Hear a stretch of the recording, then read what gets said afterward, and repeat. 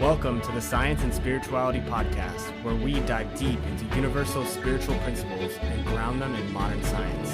My name is Chris Carden.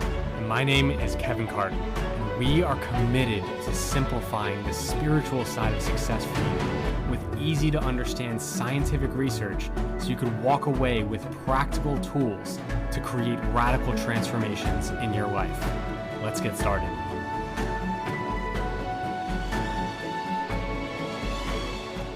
So welcome to a special episode of the Science and Spirituality Podcast. We're joined, of course, with me, your host, Kevin, and Chris, of course. But we're also joined by a wonderful woman that we've just recently met. Her name is Dr. Nisha Manek, and she is an alumnus of the Mayo Clinic's Division of Rheumatology. She's an internationally recognized leader of integrative medicine.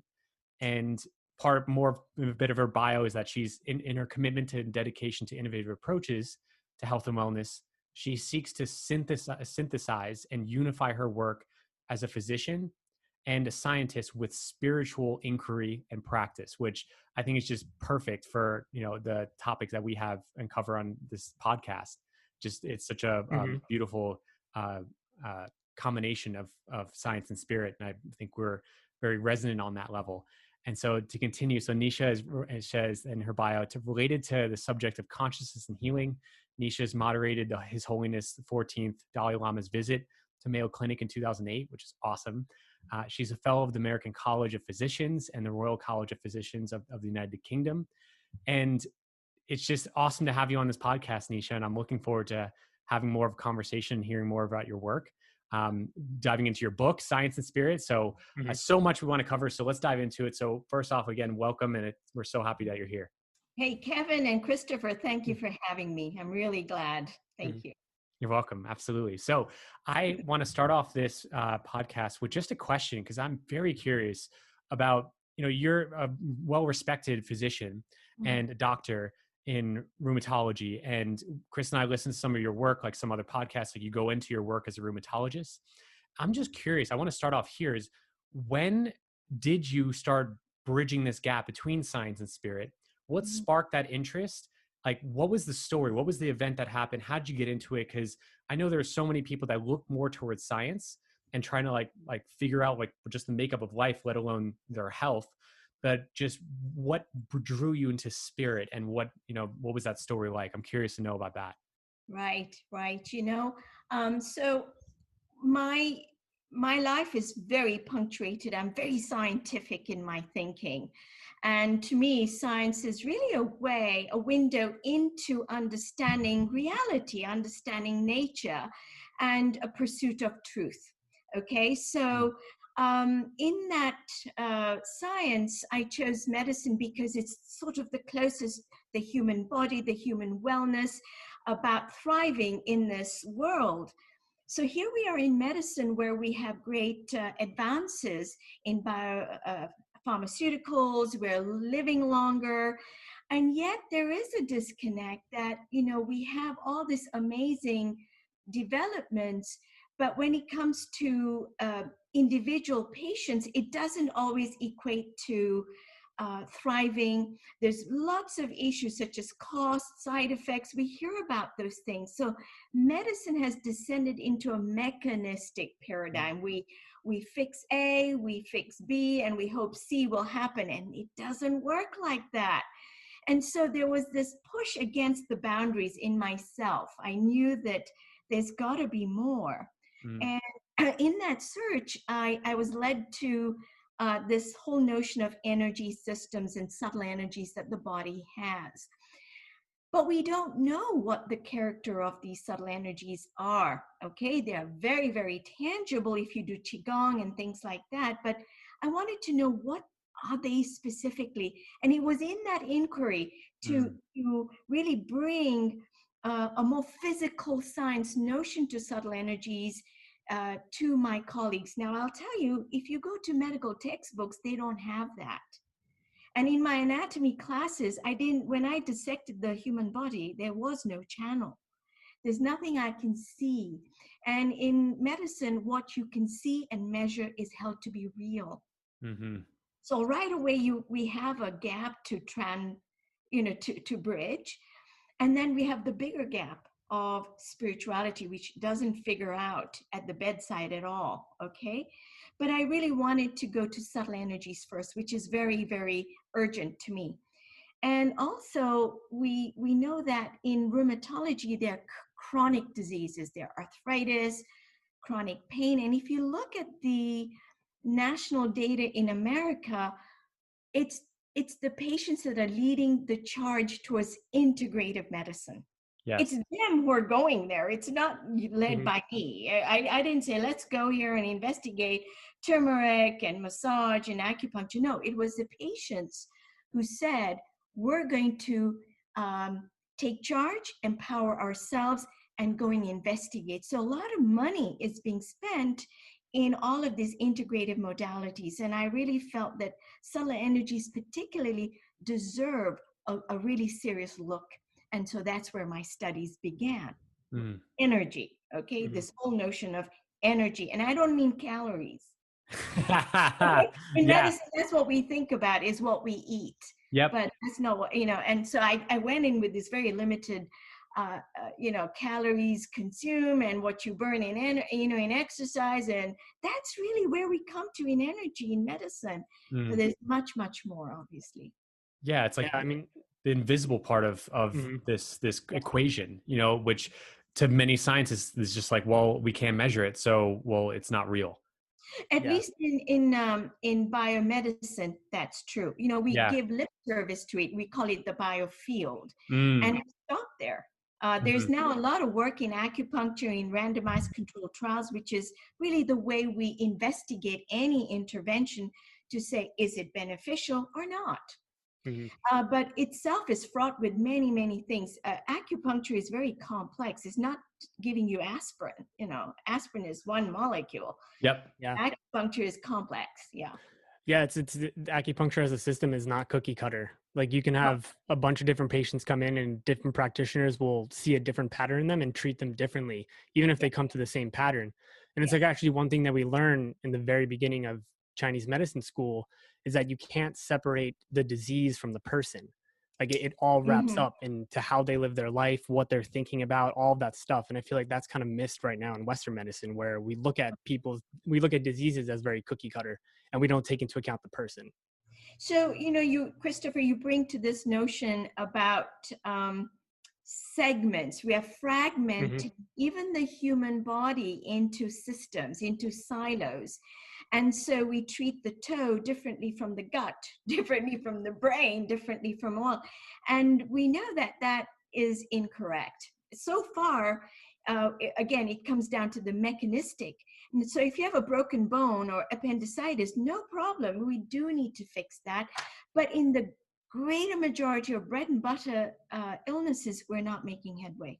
Mm-hmm. Okay, and even we come down to DNA. The DNA has been decoded for the human. We've known this holy grail, we thought, of medicine for a few decades now, but it is only in very few circumstances that the genetic data really leads to a breakthrough. It's for very rare genetic diseases. But by Mm. and large, this mechanistic mindset is not serving our well-being very well. It's not leading us to a bigger, healthy human being. Mm-hmm. Why do you think there's so much pushback from the establishment on this? Because like you said, the patients seem to be leading the charge. And Yeah. I think that's actually why the National Institute of Complementary Medicine was formed, right? Like to start Yes. doing research because they realized so many Americans were spending millions and millions of dollars a year. So Yeah. they thought, hey, we should probably start looking into this. Yeah. In Bridging Science and Spirit, I do explore this question. Why do my colleagues, and I actually did a survey, and it was funded by the NIH, the National Institute of Health, around 2005 and 6.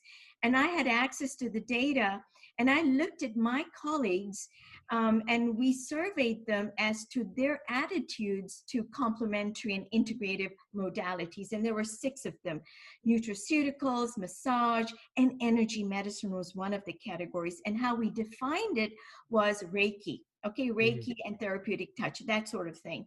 That's energetic.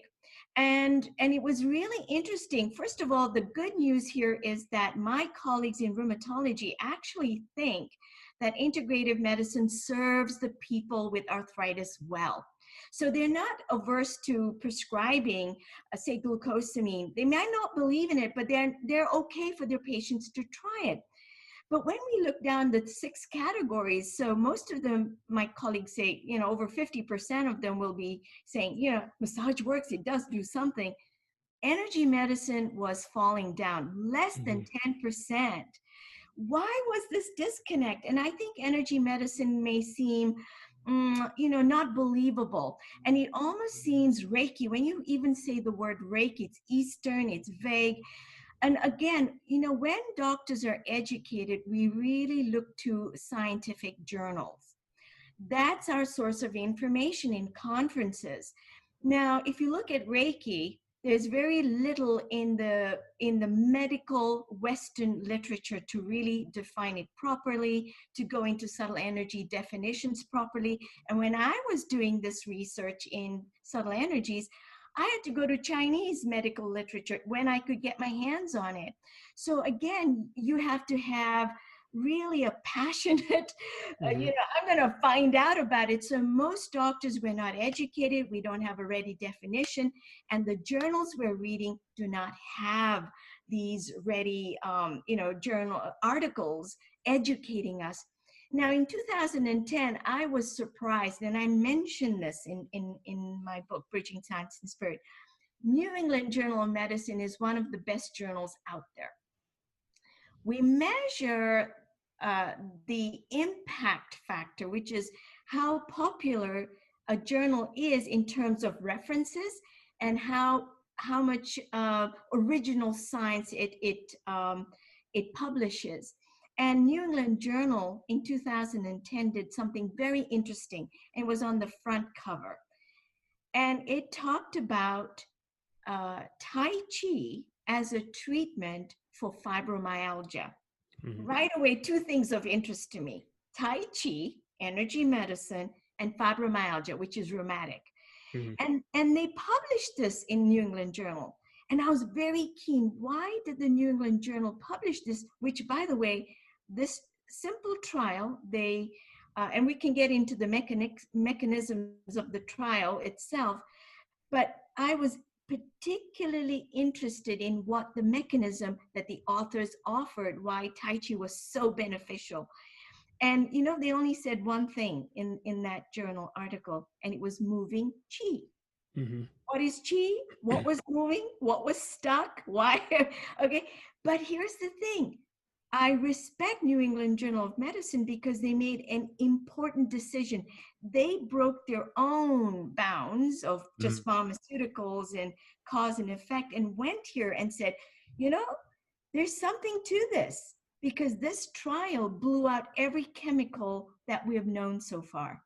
Wow. It really, I think, advanced the conversation and educated the doctors. Okay, you have a front page article in English in a major mainstream high impact journal, which then opens the doorway to bigger research, to bigger educational. Young people are reading this. Okay, I was reading it. So I think it really, in my view, was very, very, it was a key thing. And it was on the same year that I published my rheumatology survey. The New England Journal publishes this particular article.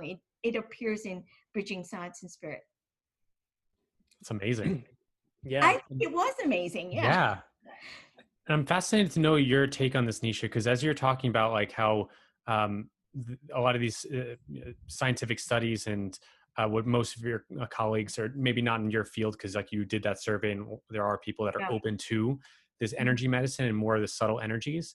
But I'm curious to know, what are your thoughts on because I would imagine some scientists or some doctors would believe that these non-traditional modalities are actually just placebo effects. Like if someone does Qigong, well, it's because they think that they're getting better, that they are.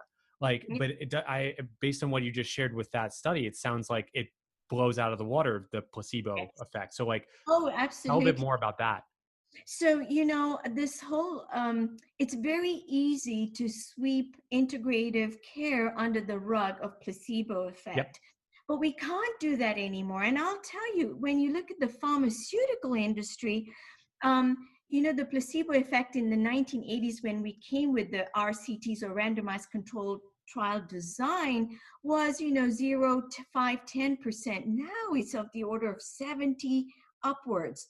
So even robust clinical trials in pharmaceuticals are having very high placebo effects, 80, 90%. Wow. And you have to have huge numbers of participants. I mean, hundreds of thousands of people to get very small effect sizes. So why aren't we saying the pharmacy is all placebo effect? We cannot do this kind of thing. We are throwing the baby out with the bathwater. Okay. Mm. And so I think it's very, very unfair to say it's all placebo effect. And I actually tested Qigong out in my own. I had to go to Minneapolis. I was at Mayo Clinic at the time, and I did train in Tai Chi and Qigong with a center in Minneapolis. And I can tell you that this is not my brain. This is very much an intention. I hold a decision in my mind, and then I do certain movements. And by golly, I could play with this energy. I could feel it. And that's where, you can feel these things in your body, but you cannot detect them. It's not electromagnetic. It's not a traditional force. And right away, I had a clue. That's why our instruments cannot see it. We cannot dissect it. We cannot look at it. It doesn't have a cellular, vascular, neurological mechanism, but underneath there is something. So we can feel it though. I was hot, my fingers tingled, and then I could play with it. I felt lighter. In fact, I would say an emotional thing. I felt uplifted and refreshed. Others might have different things. It depends, very individual that way. That's So awesome though. I think you cannot call this a placebo effect. 100%. I'm there with you. I'm just curious because Yeah. I know there are people who have that in the back of their mind as a doubt, but I love your answer that that's the experience that you literally feel it. Like you can can't feel it, deny and that. pharmaceutical industry itself has very high placebo effects. We cannot ignore that. And in fact, right now in certain departments, Ted Kapchuk is one of the co-authors on my survey paper, and Ted is an expert in placebo effects. And it turns out the placebo is thought to be so powerful that in certain diseases, they'll actually say, here's a sugar pill because we think it works. Do we think it's all belief? So we have a lot more work to do in this. And I actually have a paper, The Physics of the Placebo Effect. It was actually one of my first papers that I published with Tiller. Nice. And essentially what we're saying here is that everything in our universe is interrelated. There's a connectivity. We call it entanglement in physics. And we know that in quantum mechanics, every little particle has a connectivity to other particles. And it's really weird. It's called spooky action at a distance, is what Einstein called it. But when you look at macroscopic, if you leave the quantum world and go to macroscopic systems, big things in vast distances, those big things, you and me, Kevin, are connected. Not magnetically. My God, there's a lot of words here. But also through field effects. Okay, so in the placebo paper, I gave the perspective in mathematical terms that when we have placebo and an active treatment, don't think they're separate. They're part of a system. And you can show that there's connectivity.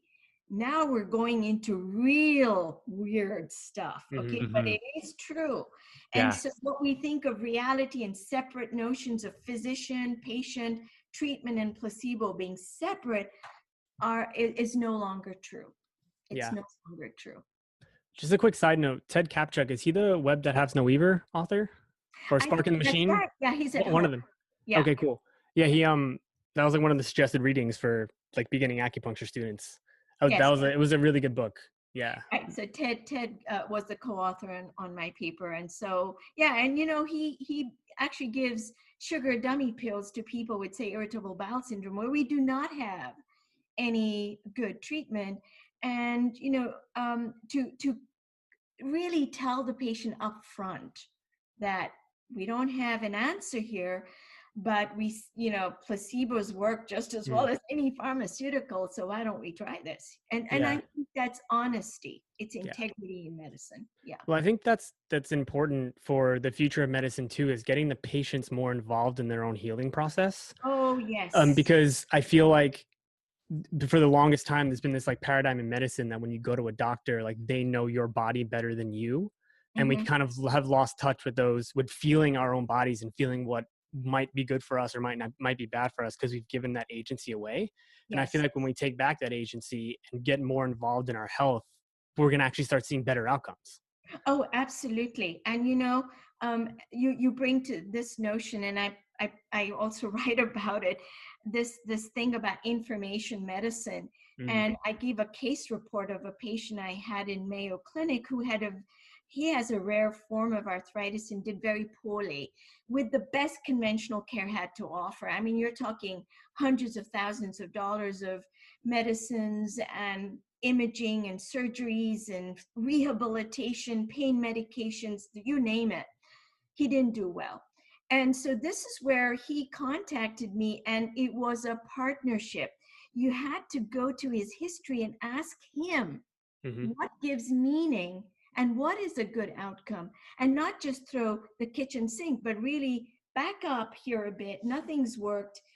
Let's go back to grassroots. And we had to form information for him, and he participated in that. And we do this now much more at the bedside. We train our residents, make eye contact. Even that is informational. Shake their hand. Just take time, breathe, and then gather the data, not just rush in. Hello, we look in our Mm. computers and rush out 5-10 minutes later. And I think that's a disservice.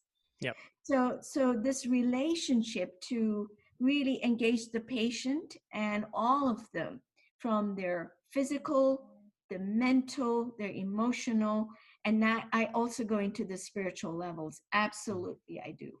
Yeah. It sounds like what you're saying in a nutshell is like you're involving intention in this process from Yes, both I the do. doctor and the patient as well. Yes, Yeah. absolutely. It's like super. And Yeah. what's interesting is that my patients are on board Yeah. every step of the way. They go, Hmm. "Oh, I never thought you'd ever talk about this." And I give them the physics perspective of why this is so important, because we know matter is reality. I mean, my physical stuff, I touch my head, I can see with my eyes. So this physical reality is immediate and very real. And we've just touched on energy. Energy and matter are very, very accepted. All right. So, and even we say energy and matter are interchangeable. E equals mc squared. Hmm. Energy equals matter times the speed of light squared. That's the Einstein's famous equation. But there's a third component, and that's where information comes into play. So the three things are matter, energy, and then you have information. And it's that informational bit we've left out. And it's about time we bring its information is not just digital. Okay, it's Mm. not zeros and ones of books and web addresses and all that. It's much, much richer. Hmm. Yeah. Yeah. To me, it's like when you give the body or the person from both a matter perspective and energy perspective more information, the body's natural intelligence will kick in and be like, oh, you're bringing this to light now. I know what to do with this. But a lot Yeah. of times we keep things unconscious. They're subconscious. We don't even realize that they're happening and they're wreaking havoc on our bodies.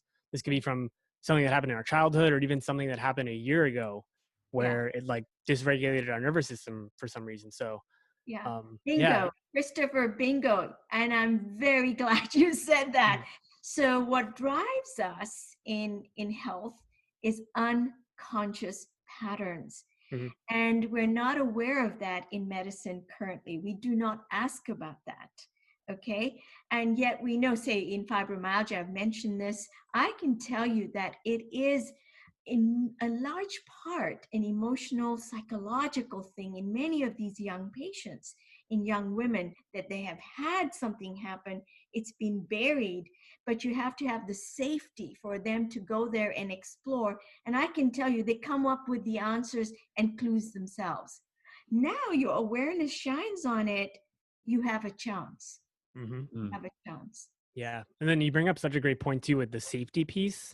And Yes. again, I think, again, involving patients more in their own healing process will help to bridge that gap of safety that some people might, there's a lot of people are afraid to go to the doctor. Yes. So like Well, helping them feel safe. there are a Mhm. lot of people tell me they're frustrated that they're Mhm. not being heard. And I think it's not so much the doctor's fault, it's the system that we have set up that has become really around billing and making money and, bottom line and all of that. So we want to survive, but I think ultimately, if we pay attention to the patient, we will avoid mistakes, pitfalls, and recurring, coming back and side effects. I think if we listen to the patient, just take time, um, they have the answers. Mhm. And I've seen this over, at least in rheumatology, where I ask them, what do you think the lesson here is? And once I know them for a few visits, and it's a really special visit, I think they get a lot out of it, and I get a lot out of it. It's really then a relationship where information is exchanged that increases coherence. Mm. Yeah, I talk a lot about this physics notion of negentropy and entropy. And entropy is, in a nutshell, disorder. Mhm. And we're all going towards disorder. That's the natural law of the universe. It's probabilistic. We're all going towards inflammation and disorder and aging, and we're going to say bye-bye to this world one day.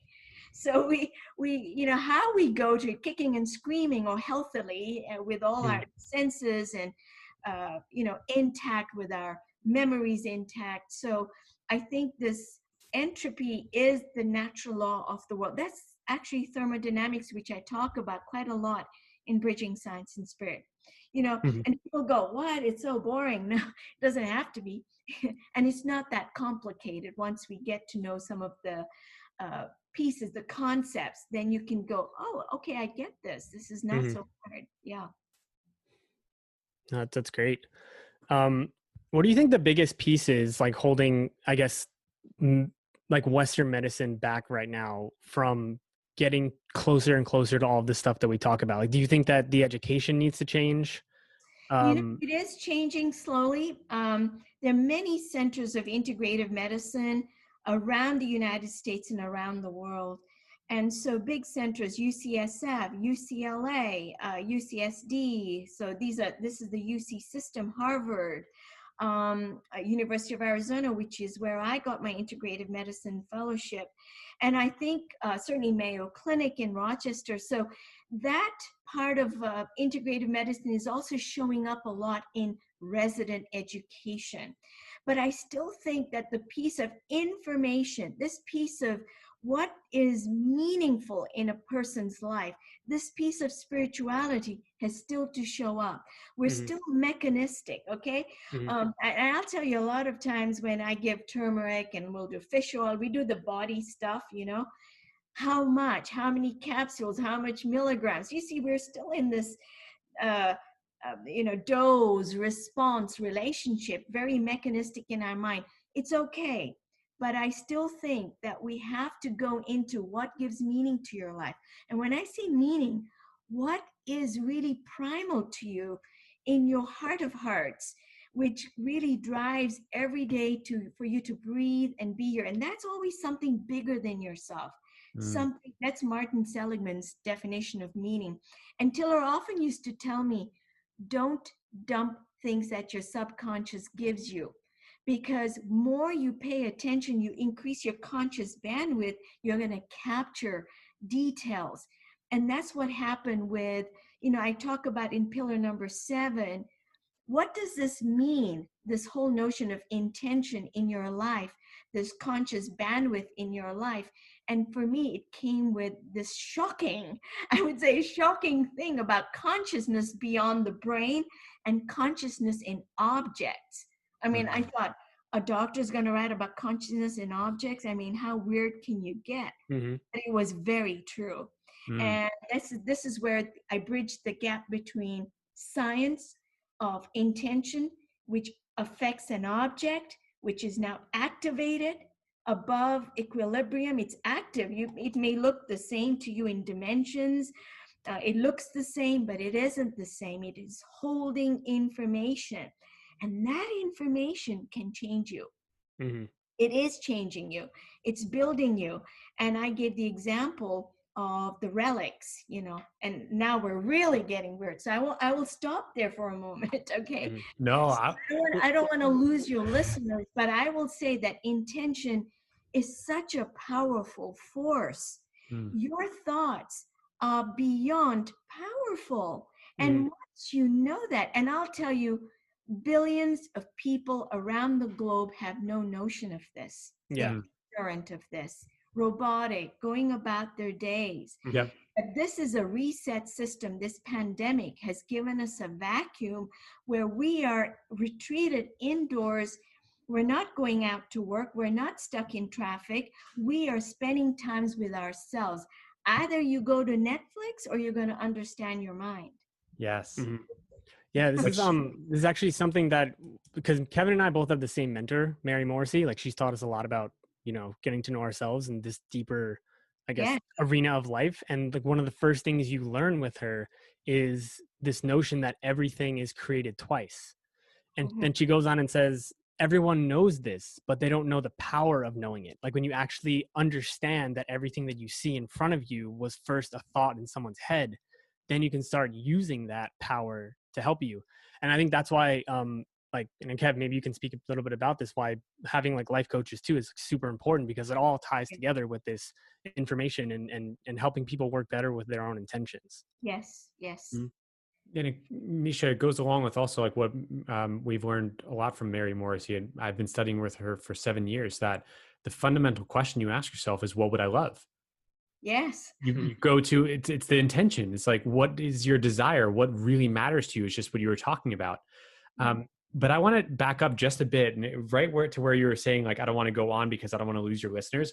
I want to go there because that has been fascinating to me over the last 10 minutes of what you've been sharing, is the spirit of things. And then you go into the words that we use, the thoughts that we have, and the intention that's put into even just physical objects. Yeah. Let's go there. But I want to start with the foundation of all this is I'd love to hear your definition of spirit. What is that to you? Like, what is spirituality? Because you separated that from, or I mean, it's all connected, of course, but you said it's different than the energy. It's different than the mechanics of things. Like, it's very different. So I'd love to hear your take on that. Because I remember we were listening to one of your podcasts that you had, were on someone else's podcast, and we listened to it. And you mentioned God. Now that word is wrought with a lot of images and, dogma and so many different things, but I want to go there and I want to hear your take on it and like, what's spirituality to you? So spirit is one quality. It's formless, indefinable Tao, right? The Tao Te Ching. So that it's indefinable. So, and that one quality, I'm going to emphasize this, is love. And it's the degree of the presence of that one quality that we separate into categories as black and white. Love, hate, black, white, this, that, me, and you. We begin to separate, put labels on based on what we perceive as love. But love actually is formless, impersonal, and it doesn't judge. It just Which is a profound truth, okay? So out of this love field comes individuated consciousness. You can have Christ consciousness, Buddha consciousness, Krishna consciousness. They are very high levels, and they have walked on planet Earth. And that's our inheritance. That's what our reality is. We're in schoolhouse Earth. We're still in kindergarten, folks. And it's not about nurturing anymore, about feeling good anymore. We've had enough of that. We are addicted to feeling good. Mood candy, okay? And let me do readings of this, that, and the other.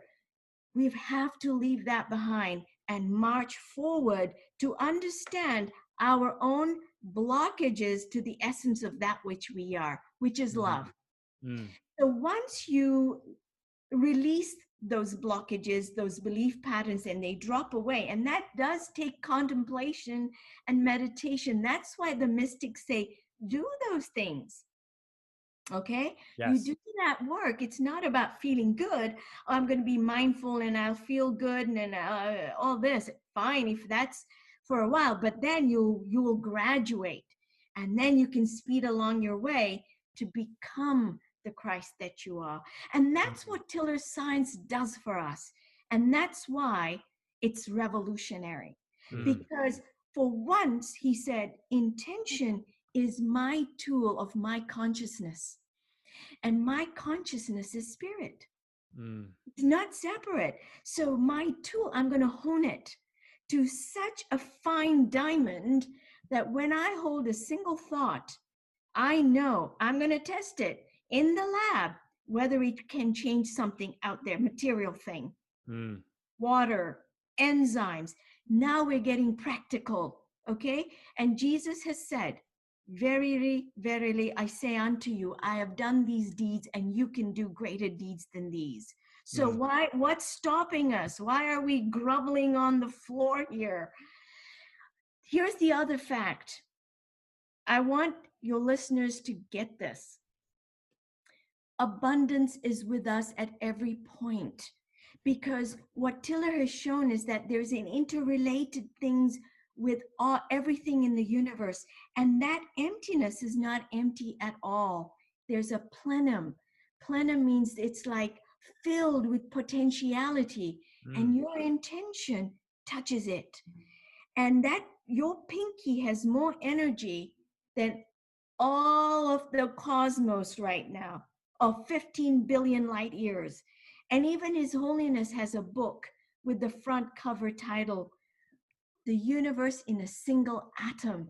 A single atom has enough energy to boil the oceans. So let's stop with this nonsense of, we are limited, but we have not known these power. So physics tells us that when you want to go to empty space, which we do not even understand, we know more about, let's see, Mars, the red planet and Jupiter's moons, than we know of our thinkingness and our intention and empty space, how those things interact in our universe. And it is from empty space that emerges form. Yes. From the unmanifest comes the manifest. Isn't that what Book of Genesis says? Come on. Yeah. I'm not Christian, but I think it says there somewhere. Yes. There's a void. At first, there's the void from emptiness. Then it was the word. It was first in the beginning was the word, and the word was God. In fact, the word is God. You talk about the intention, the word, like it's. The word is information. Yes.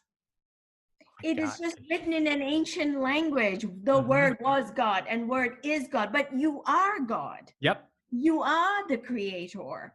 And so once you understand the power of your thinking, and just keep going there, keep going there, keep going there, it'll come, okay? Yeah. And when Tiller says, Nisha, I will not take you under my wing until you understand and become meditative in your daily life. He just said, become aware of your own noise, your own chaos. Now it's the most fundamental practice of my daily living. Okay. It's such a wonderful thing to just sit there quietly.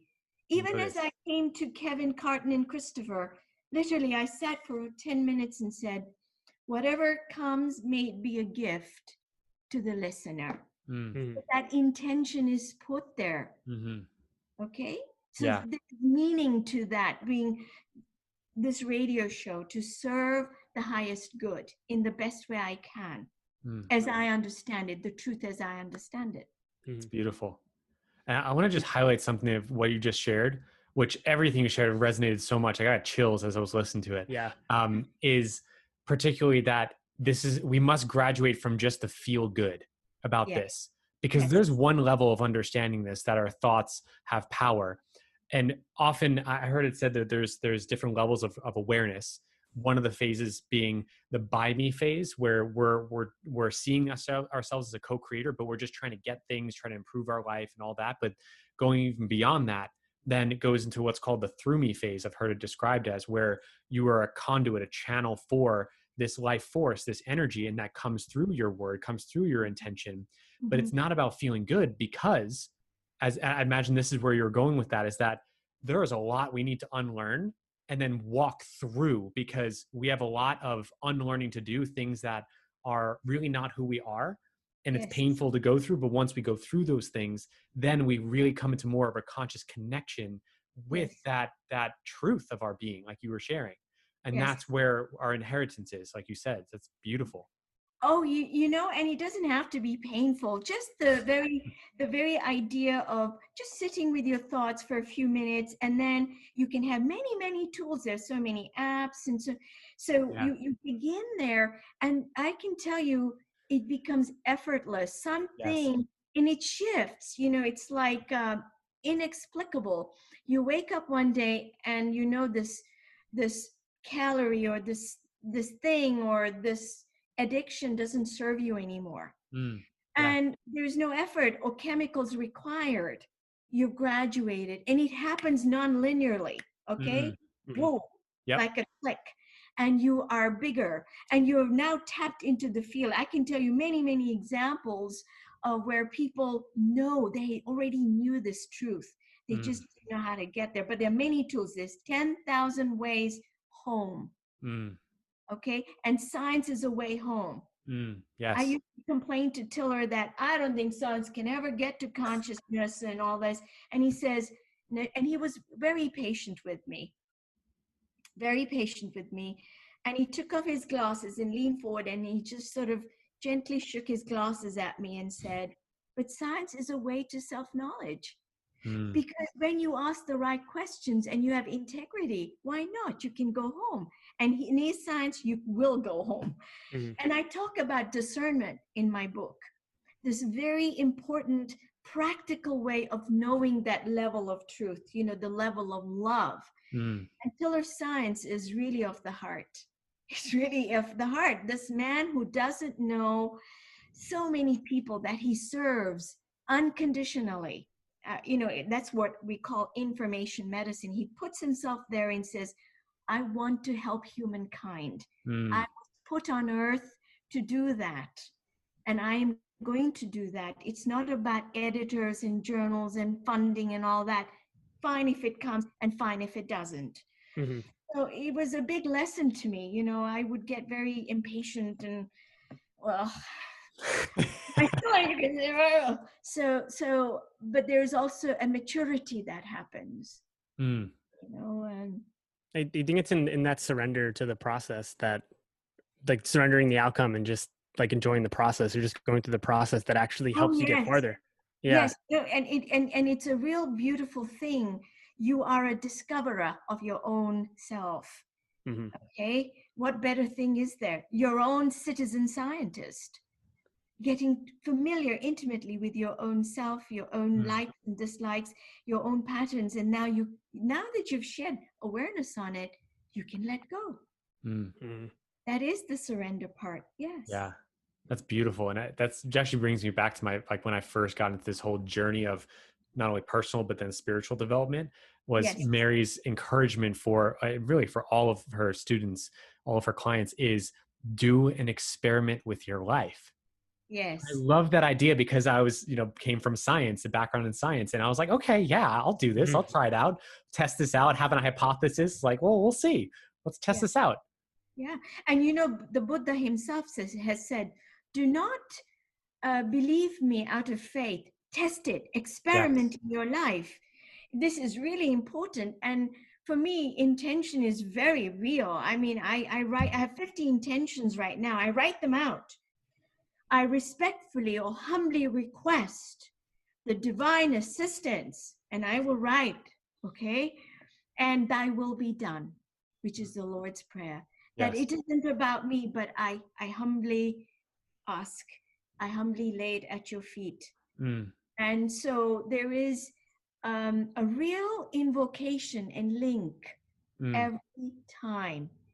It isn't about my intellect, which is not even, Yes. I'm pointing to my head, it's really my heart. Yeah.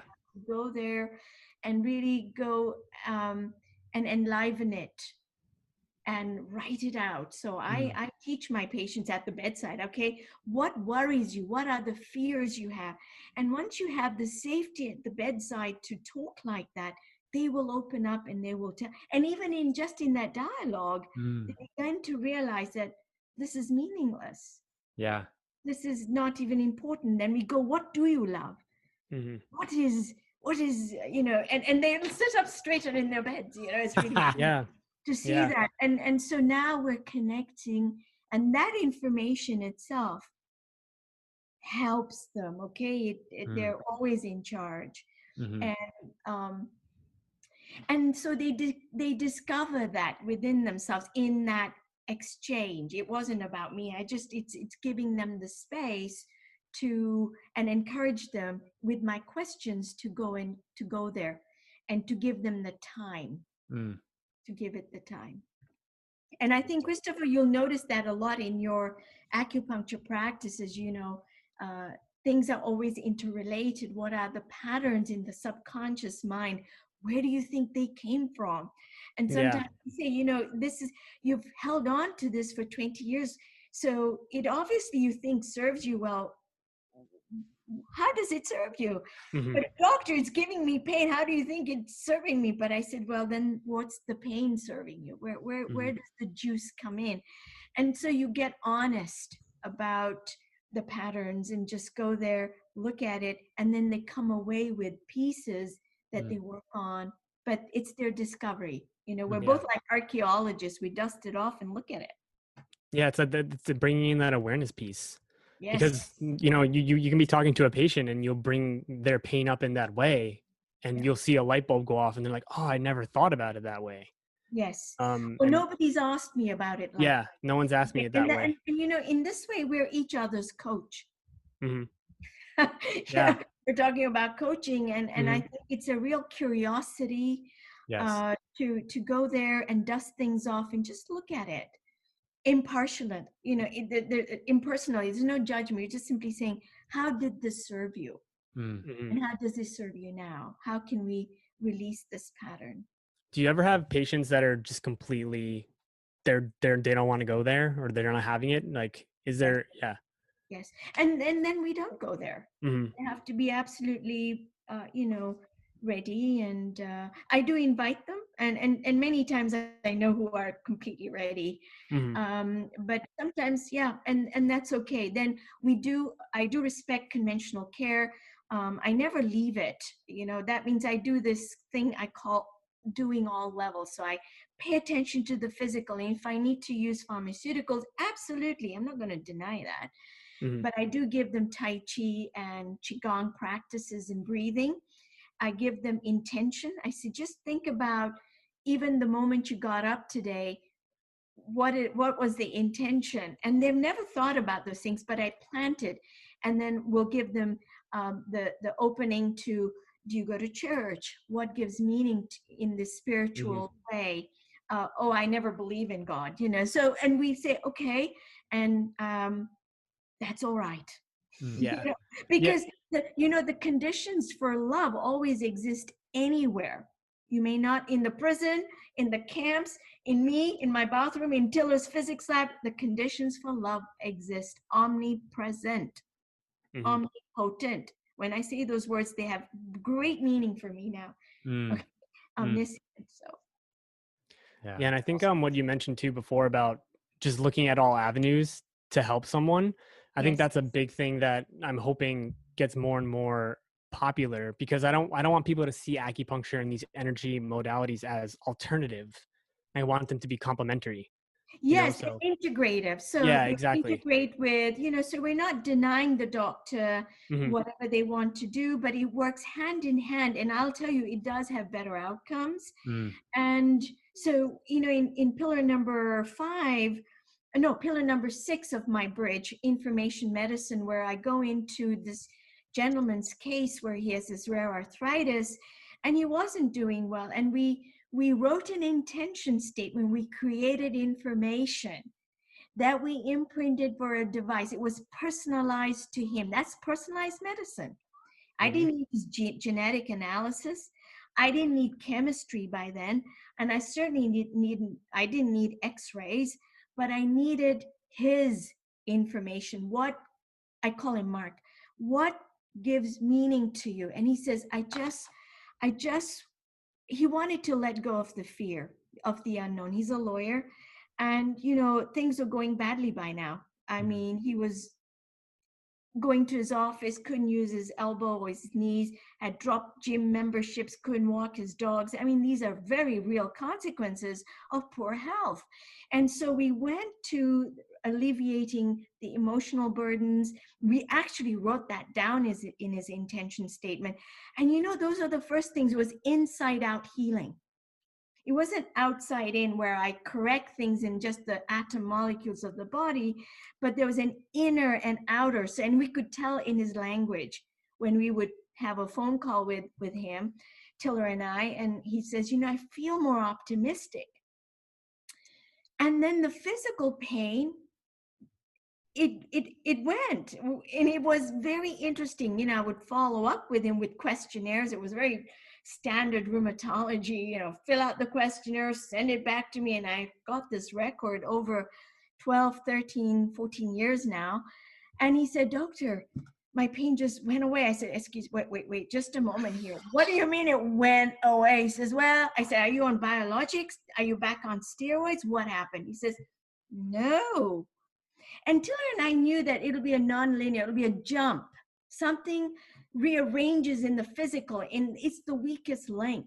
The inner milieu changes first. It's like a top-down science, not the bottom up. The information is more powerful, rearranges the acupuncture system, which rearranges the nervous and the nerve impulses and muscular system, and then boom, the physical rearranged. And then his pain just he actually, I said, did you renew your gym membership? He did. He's back at the gym because he couldn't lift his arm, he couldn't work out. Okay, he Mhm. can walk his dogs again. These are real, but it took a little time, but no Mm. drugs, no Mm. drugs. It's Yeah, it's amazing. That's almost as information medicine. Okay, yeah. and in kids it works much faster. Mhm. I think you're right about unlearning behaviors or something. We have a lot to learn about this, but the earlier data is in the book. Yeah. Mhm. Nice. Yeah, it's almost as if you change the outside without changing the inside will reject what you're trying to change on the outside because you have to Yeah. change the paradigm internally in You order for you it to do, fold. yeah. And Yeah. it's very interesting. In this gentleman, he reached out to me. He was ready. He was fed up. He says, they have no answers in conventional care. And you left the clinic, but please, would you consider? And I said, this is not this is in a very early stage. But Tiller says, no, we can change water, we can change enzymes, we can change the fruit fly, we can change the human system. You see, when you work from love, there's no order of difficulties in miracles. Mm. A stub toe and a tumor don't look different. Do you see? There are no labels. So in Mm. Tiller's world, he thinks like that. And it's really hard for me as a doctor to think like, even today, I struggle with it. But there's no order of difficulties when you're talking about love and service. Mm. It's That's amazing. that's a really interesting point. Yeah. Yeah. That's a paradigm shift in itself. They come from that, Right, you know, right, right. instead of the comparison. So it's like you said, like there, like in terms of spirit, like there's this one source. It's like that one mode, Yes. like it's just love. And so there Yes, is no there's comparison. no There's no, offness. yeah, If you turn on a switch light, its electrons are flowing or they're not flowing. But there's no reality such as offness. yeah. It's just Love always exists. there. Either you allow it totally full on bright, or it's absent, and Mm. you can have jealousy and anger, and that's you diminish, and courage you're getting more. and pride. They have all these levels, and so consciousness isn't one thing. And I define that also. You need a scale, you need a scientific, a measurement, and I give my proposal for it in the book, Mm. because you need a map, you need a some way to know Yeah. where you're at. So the book actually, in the levels of truth, it is just over the level of the heart. It is into that level, into those realms where you can start talking about science really serving humanity in evolutionary terms. It's not just, I told you about feeling good. It's about, what does this now really mean? Then if you're an intention, you're a co-creator, what does that mean? Can you write a statement today? Can you write a prayerful statement to even help yourself, which is most immediate? And shining a light to yourself is wonderful gift, and actually, you remind me of a fellow author in New York, and her name is Rebecca, and she says, Floyd has died in Minneapolis, and I want to go out and protest, but I can't. Nobody's wearing a mask out there. And I said, well, Rebecca, I think staying indoors is the right thing to do, because, self-preservation is a form of political warfare. You want to show love. Love doesn't have to be placards and smashing things. Love is stillness, non-judgment. You stay indoors, take care of yourself. And she felt a lot better, because that itself is a protest. Okay. Yeah. And love expresses itself. You be aware of that. Yeah. That goes hand in hand, imagine, with intention too. It's not just staying indoors and like not thinking about it, but like actually having an intention. We told you, you're interrelated. Don't think your thoughts are private. Yep. They're not. It's a collective. And you're in that collective as an individual. You're contributing to that. But the moment you're awake, you can move humanity forward. That whole collective benefits. So don't fall asleep again. Stay awake. Don't fall asleep. It's both of you are in that service. Yes. Thank you. Thank you for noticing. And so are you. And it's a really honestly humbling, really, to be a steward of this information, to share it, which is ultimately why Chris and I started this podcast. And so, it's awesome. I think it's the young people, it's young minds who are leading the charge.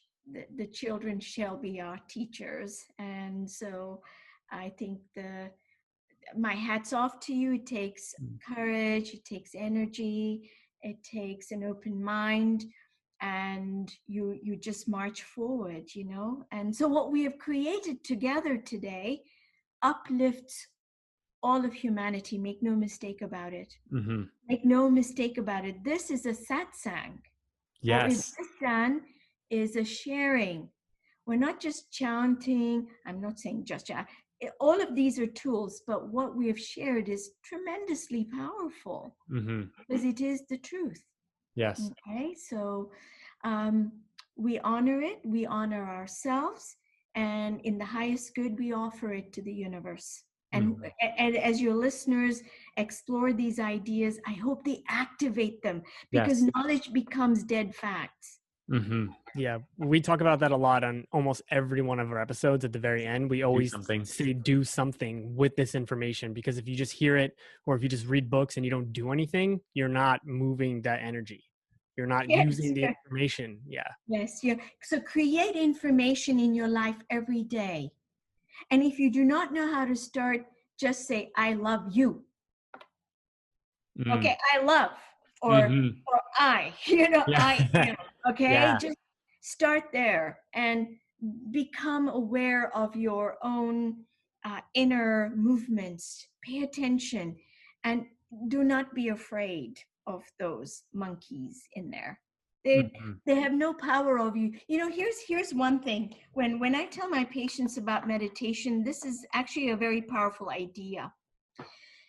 You see, when your heart beats, it's impersonal. Okay, it's doing of its own. You're not saying heartbeat, heartbeat. and you're breathing and taking in oxygen, your lungs are breathing. After you wake up, those senses are doing of themselves. Okay, you're not the doer. And like that, the mind has its own momentum. It's impersonal, it's not yours. So we have become, we own our thoughts, my mind. We make it special, something special. My thoughts are private thoughts. No, if you leave that behind, then you realize that you're already silent. Mm. And like a vast silent stadium, every seat is empty, and in one corner is a little radio playing, and all your attention is on the radio.